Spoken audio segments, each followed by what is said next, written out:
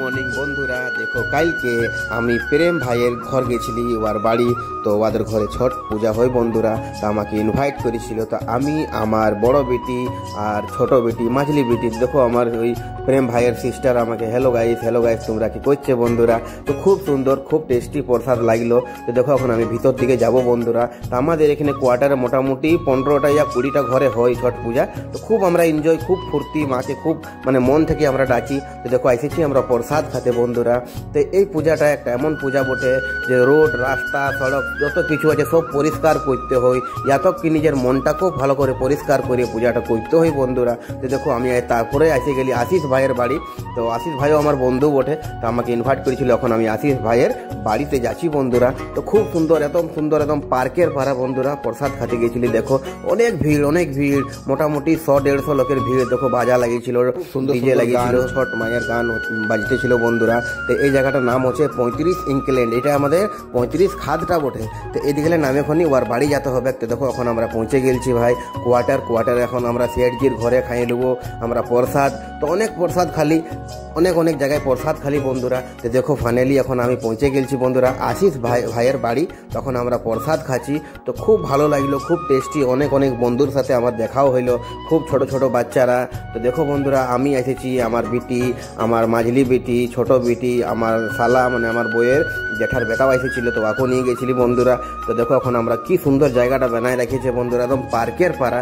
তো অনেক ভিড়, 50-100 অনেক ভিড়। দেখো এখানে সব ছোট বাচ্চা গিলা কত সুন্দর, দেখো হ্যালো গাইস করছে।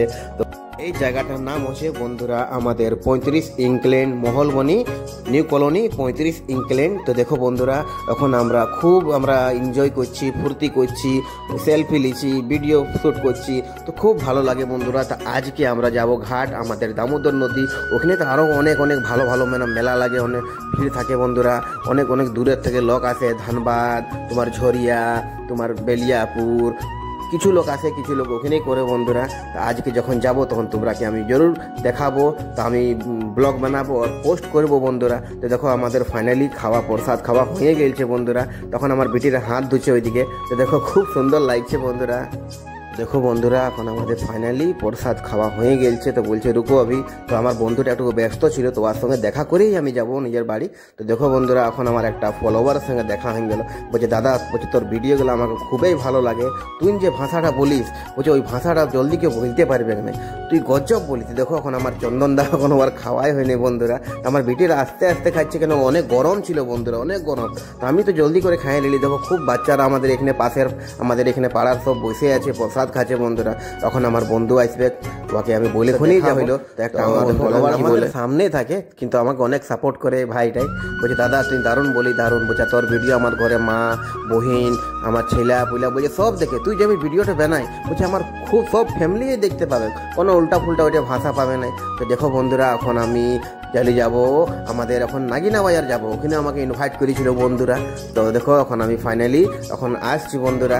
তো তোমরা এমনি ভিডিও দেখবে, তো তোমরা একটু বাস আমাকে সাপোর্ট করো আর ফলো করতে ভুলো না, লাইক শেয়ার কমেন্ট করো। আর ইউটিউবে একটু সাবস্ক্রাইব করবে বন্ধুরা, ইউটিউবেও আমি ভিডিও পোস্ট করি। তো আসছি, বাই বন্ধুরা। তো হ্যাপি ছট মায়ের পূজা। তো জয় ছठी মাইয়া, সবাইকে খুশ রাখো, আমার যত ফলোয়ার্স যত বন্ধুরা আছে। তো আসছি, বাই।